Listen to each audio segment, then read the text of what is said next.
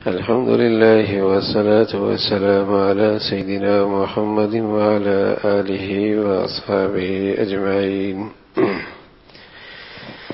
الحمد لله والصلاة والسلام على سيدنا محمد وعلى آله وأصحابه أجمعين.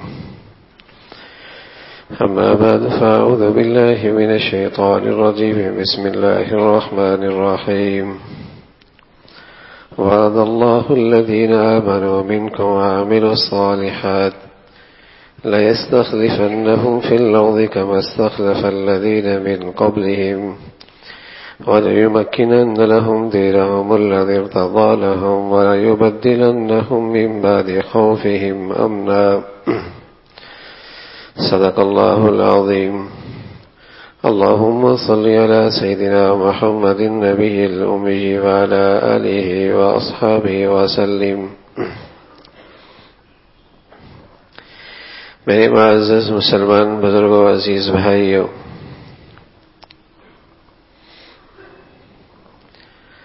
اللہ کے حبیب صلی اللہ علیہ وسلم کا دنیا میں آنا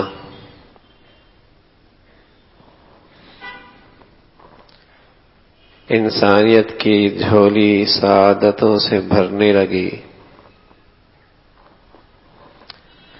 آپ کے آنے سے دنیا کو ایک بڑی نعمت نصیب ہوئی ہے، وہ دین دنیا کا میلاپ ملا ہے.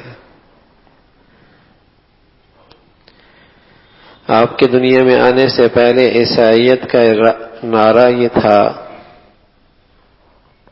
کہ قیصر کو اس کا حصہ دے دو، خدا کو اس کا حصہ دے دو.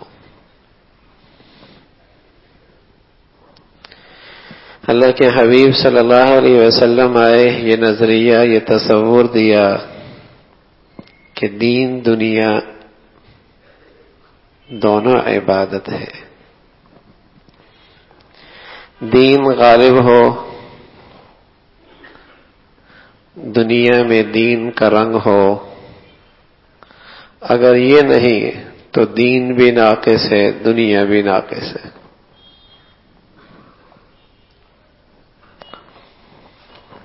آپ علیہ الصلوۃ والسلام دنیا میں تشریف لائے تو یہ سبق دیا، دین دنیا ایک ہی ہے. یہ دو خانوں کی الگ چیزیں نہیں ہیں.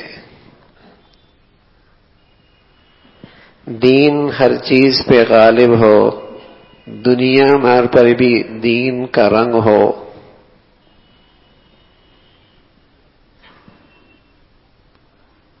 اور اگر یہ نہیں تو دین بھی مکمل نہیں، دنیا بھی مکمل نہیں.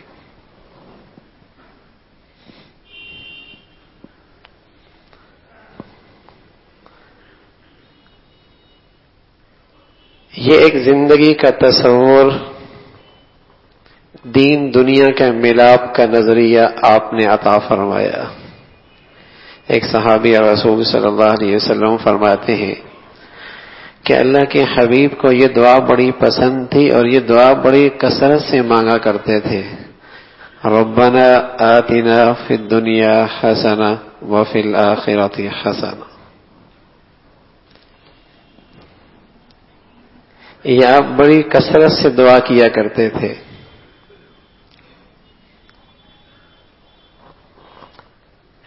حاتم تائی کا بیٹا حضرت عدی ابن حاتم سخی باپ کا بیٹا تھا.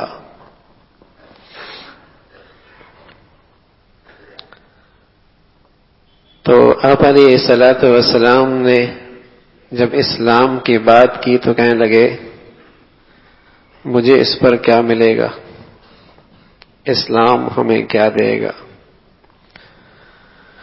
تو حضور علیہ الصلوۃ والسلام نے فرمایا کہ شہنشاہ ایران کا خزانہ تمہیں ملے گا.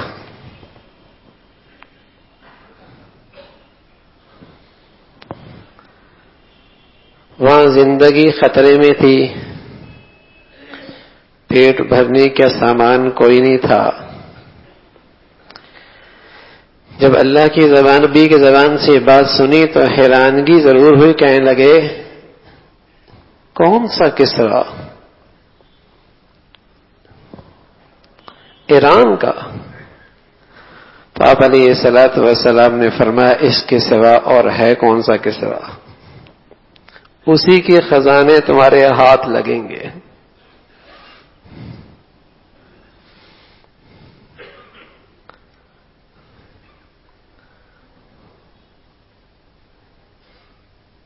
جب یہ زندگی کا پورا تصور ہوگا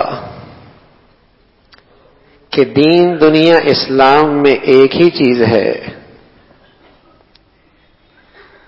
ان کی تقسیم دو علیحدہ خانوں میں نہیں ہے،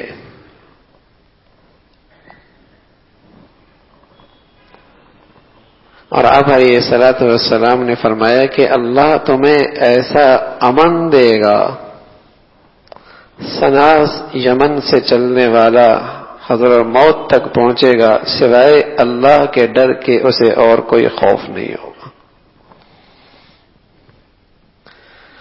اور پھر تمہارے لوگ اپنے ہاتھوں میں سونے کی اشرفیاں اٹھا کے گلی کوچوں میں پھر رہے ہوں گے کہ کوئی ہے زکوٰۃ لینے والا، اسے زکوٰۃ لینے والا کوئی نہیں ملے گا۔ حضرت عدی فرمانے لگے کہ پھر وہ وقت میں نے دیکھا، میری عمر طویل تھی، اللہ نے مجھے وہ دن دکھائے کہ کسرا کے خزانے بھی ہمارے ہاتھ آئے اور امن اور سلامتی کی دولت بھی ملی، اور ہم دروازوں پہ جاتے زکوٰۃ دینے کے لیے تو اندر سے آواز آتی کہ ہم زکوٰۃ لینے والے نہیں، ہم زکوٰۃ دینے والے۔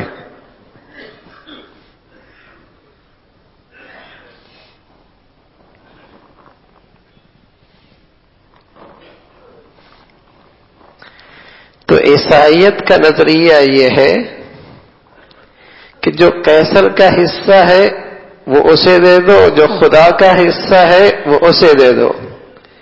اسلام کا سبق ہے، سارا ہی اسلام کا حصہ ہے۔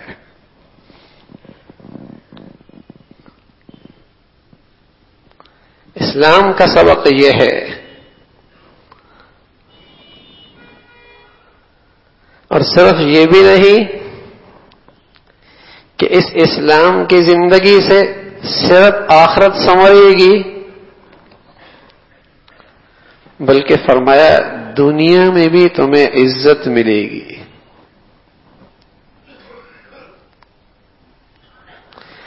دنیا کے اندر بھی اللہ تمہیں امن اور سلامتی کی دولت عطا فرمائے گا۔ یہ نہیں، یہ ایسا نہیں ہو سکتا کہ اللہ اپنے وفاداروں کو دنیا میں ہمیشہ زیر و خوار رکھے، یہ اللہ کے غیرت کے خلاف ہے۔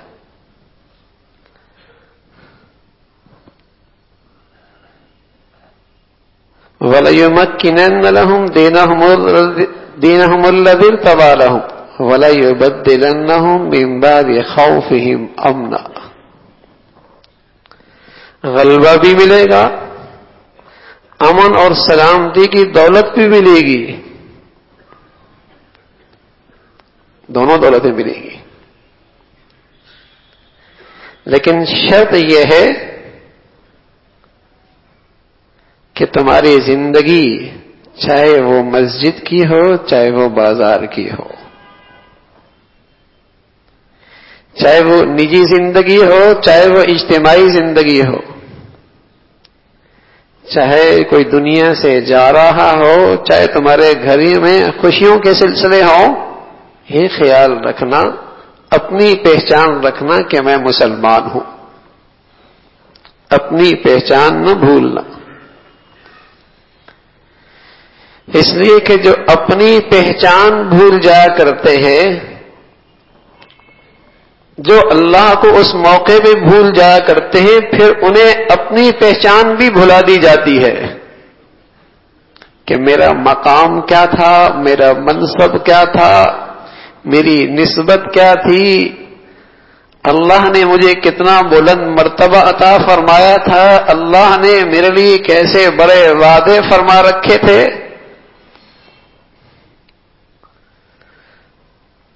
جو زندگی کے ان مراحل میں اپنے اللہ کو بھول جاتا ہے پھر وہ اپنے آپ کو بھی بھول جاتا ہے. جیسے ایک بہت بڑا صاحب علم معلومات رکھنے والا دماغ چکرا جائے اور اسے کوئی آواز دے تو وہ نہیں سمجھتا کہ مجھے بلا رہا ہے،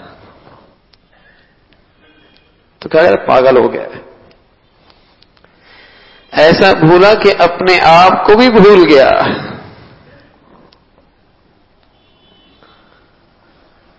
جب زندگی کے ان مشاغل میں، ان معاملات میں اللہ کو بھول جاتا ہے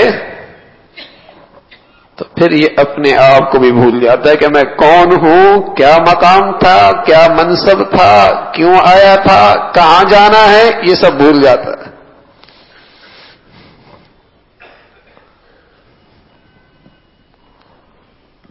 سب کچھ فراموش کر دیتا ہے. حالانکہ اللہ کے حبیب صلی اللہ علیہ وسلم کی نسبت سے اسے ایک بہت بڑی نعمت ملی تھی کہ دین دنیا کا ملاپ، کہ آخرت بھی سنورنی ہے لیکن دنیا بھی برباد نہیں ہونی. اس میں بھی اسے عزت ملنی تھی، عروج ملنا تھا، سکون ملنا تھا، اسے امن کی دولت ملنی تھی. یہ انعام اس کے حصے کے تھے،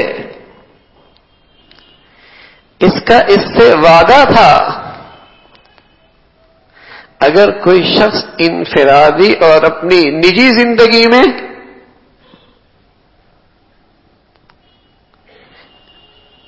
اس نعمت کی قدر کرتا ہے کہ عبادات سے لے کر معاملات اور معاشرت تک غمی خوشی کے اندر اپنی پہچان برقرار رکھتا ہے کہ میں مسلمان ہوں،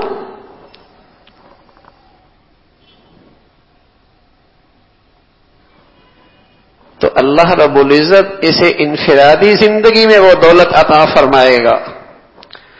اور کوئی قوم قومی سطح پہ، اجتماعی سطح پہ اسلام کی ان تعلیمات کو زندہ کرے گی تو اللہ اسے قومی سطح پہ، ملکی سطح پہ وہی عزت اور عروج اور سلامتی کی دولت عطا فرمائیں گے.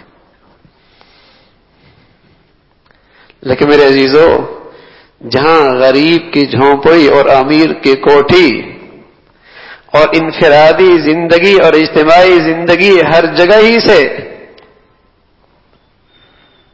اسلام کے ساتھ غیروں کا سا سلوک ہو، پھر ہر جگہ ہی اجاڑ نظر آئے گا، پھر ہر جگہ ہی اجاڑ نظر آئے گا.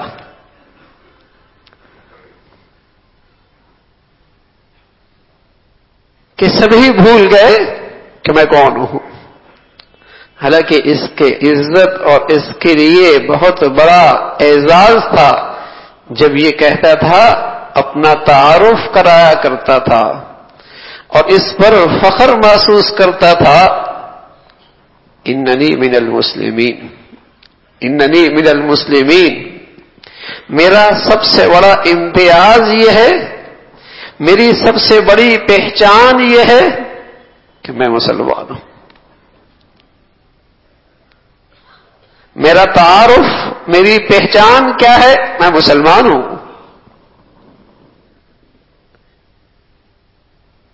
تاجر ہے، زارع ہے، کاشتکار ہے، والد ہے، شوہر ہے، غریب ہے، امیر ہے، صنعتکار ہے، اسے یہ نسبت یاد تھی کہ میں اللہ کا فرما بردار ہوں، میں اللہ کا فرما بردار ہوں.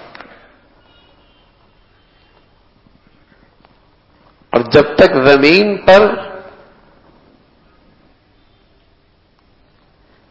پہ رہنے والا یہ مسلمان اللہ کے اس حکم کو اور اس نعمت کی قدر کر رہا تھا اجتماعی سطح پہ، تو اللہ نے اجتماعی سطح پہ عزت عطا فرمائی تھی، عروج عطا فرمایا تھا، امن اور سلامتی عطا فرمائی تھی. اور جس نے اسے انفرادی طور پہ اختیار کیا، گھر کی چار دیواری میں اختیار کیا، اپنی ذاتی زندگی میں اسے نافذ کیا، اللہ نے اسے امن کی دولت دے دی، دل کی دنیا میں سکون دے دیا اور عزت کی دولت عطا فرمائی۔ اس گئے گزرے بگڑی ہوئی دور کے اندر بھی کوئی اس دولت کی قدر کر کے تو دیکھے، اللہ رب العزت یہ انعامات آج بھی دے دے گا، یہ اللہ کا وعدہ ہے۔ تو میرے عزیزو، حضور علیہ الصلوۃ والسلام کے بدولت جس امت کو ایک بڑی نعمت ملی ہے، وہ دین دنیا کا ملاپ ملا ہے کہ دونوں ساتھ ساتھ ہیں۔ انہی بازاروں سے، انہی گلیوں سے، انہی بال بچوں کے ساتھ رہ کر، میاں بچوں اور بیوی کے حقوق ادا کر کے تمہیں اللہ مل سکتا ہے، تم اللہ کے پیارے بن سکتے ہو۔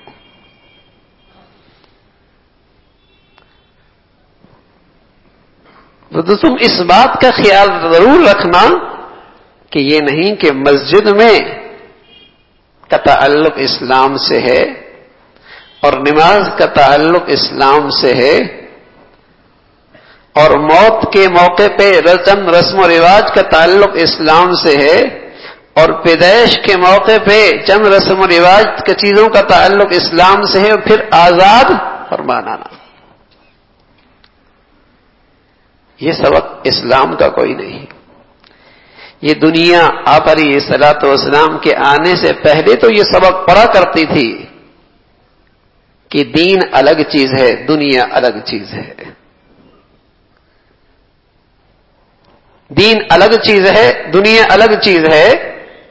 لیکن محمد رسول اللہ کے آنے کے بعد اس امت کو یہ انعام ملا، یہ نعمت ملی کہ دین دنیا ایک ہی چیز ہے۔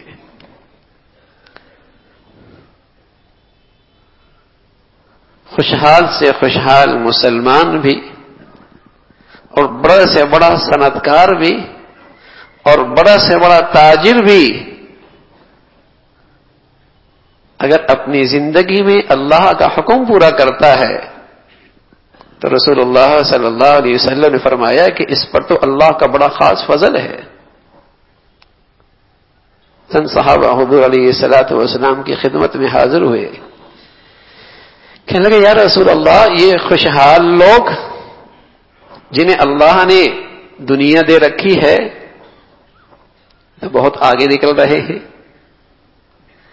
دنیا بھی اچھی جا رہی ہے اور اللہ نے انہیں دولت دی ہے اور اس دولت کو اللہ کی رضا میں خرچ کر رہے، اس سے ان کی آخرت بھی بڑی ترقی کر رہی ہے۔ تو انہوں نے حسرت کا اور رشک کا اظہار کیا۔ آپ علیہ الصلوۃ والسلام نے انہیں تسلی کے لیے فرمایا کہ تم ہر نماز کے بعد 33 مرتبہ یہ پڑھ لینا، نیکیوں میں تم بھی ان کے برابر پہنچ جاؤ گے۔ سبحان اللہ، جنہیں اللہ نے خوشحالی عطا فرمائی تھی، اللہ دولت بھی دے دے، بصیرت بھی دے دے، عقل و دانش کی روشنی بھی دے دے، تو پھر یہ دولت اللہ کا بہت بڑا فضل بن جاتی ہے، بہت بڑا فضل بن جاتی ہے۔ جب انہیں پتہ چلا کہ ان لوگوں نے بھی یہ نیکیاں کرنا شروع کر دی ہیں اور یہ نیکیوں میں ہمارے برابر ہو گئے، تو وہ خوشحال، انہوں نے بھی اس جو آپ علیہ الصلوۃ والسلام نے ذکر بتایا وہ کرنا شروع کر دیا۔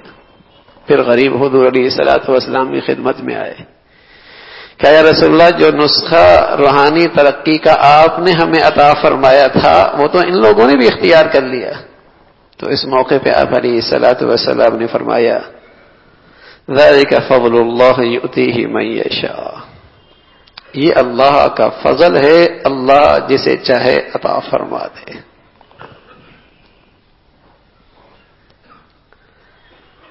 تو خوشحالی میں رہ کر، دنیا کے ان معاملات میں رہ کر، یہ نہیں کہ وہ دین سے، اس کے لیے دین سے پیچھے رہ سکتا ہے، رہ جائے گا، نہ نہ، یہ تو دین میں ترقی کا راستہ بھی ہو سکتا ہے۔ یہ تو آگے بڑھنے کا راستہ بھی ہو سکتا ہے، لیکن وہاں محرومی اور بدنصیبی ہوتی ہے، جہاں اللہ دنیا کی یہ خوشحالی اور ترقی عطا فرما رہا اور اللہ کو فراموش کرتا چلا جا رہا۔ جوں جوں دولت بڑھتی چلی گئی، ان کے ہاں رسم و رواج اور گناہوں کے سلسلے بڑھتے چلے گئے۔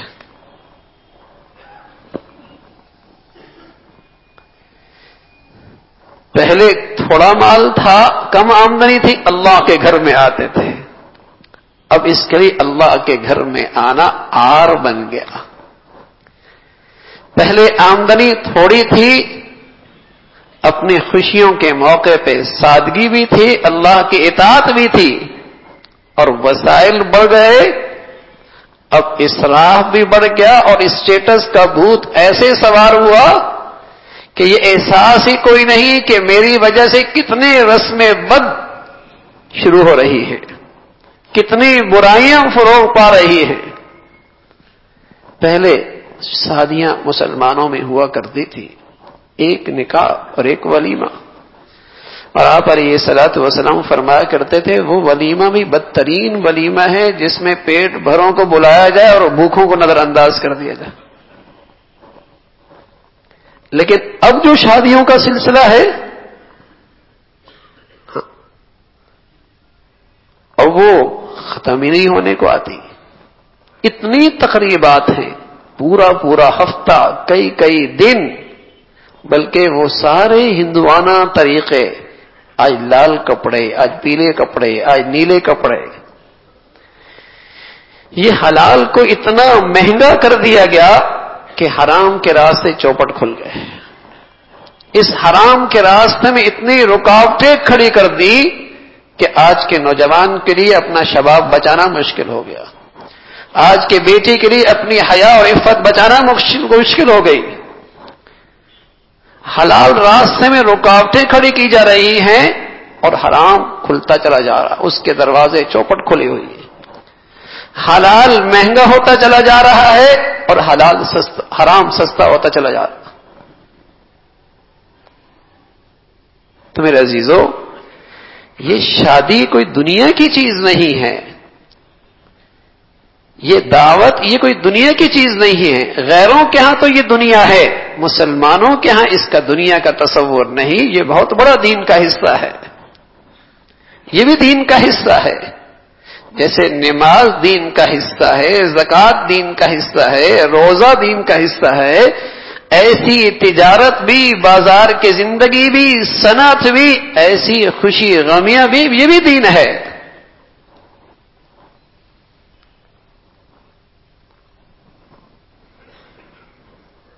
جس میں تھوڑا سا بھی ایمان ہوتا ہے، اگر اس کی نماز رہ جائے تو پھر بھی توبہ کی توفیق ہو جاتی ہے، کیونکہ اسے وہ دین سمجھتا ہے۔ لیکن اچھا خاصا حاجی، روزے دار، نیکیاں کرنے والا، وہ جو شادی کے موقع پہ اللہ کی نافرمانیاں کرتا ہے اس پہ وہ توبہ نہیں کرتا، اس لیے کہ بدقسمتی سے اس کو دین کے تصور سے ہی نکال دیا۔ وہ تو جو تقریبات میں اللہ کی نافرمانیاں ہوتی ہیں اسے شرمندگی نہیں ہوتی کہ یہ بھی کوئی غلط ہوا ہے، یہ بھی کوئی غلط ہوا ہے، اس لیے کہ اسے دین کے تصور سے ہی نکال دیا، اس لیے اس پہ ندامت نہیں ہوتی۔ تو میرے عزیز اور رسول اللہ صلی اللہ علیہ وسلم کی بدولت اس امت کو ایک بڑی نعمت ملی ہے، وہ دین دنیا کا ملاپ ہے، کہ دین غالب ہو اور دنیا بھی دین کے رنگ میں آ جائے، ورنہ دنیا بھی خراب ہوگی، دین بھی خراب ہوگا۔ اللہ رب العزت ہمیں دین کا صحیح فہم نصیب فرما دے اور زندگی کے ہر حصے میں دین کو زندہ کرنے کی توفیق نصیب فرمائے۔ وآخر دعوانا الحمدللہ رب العالمین۔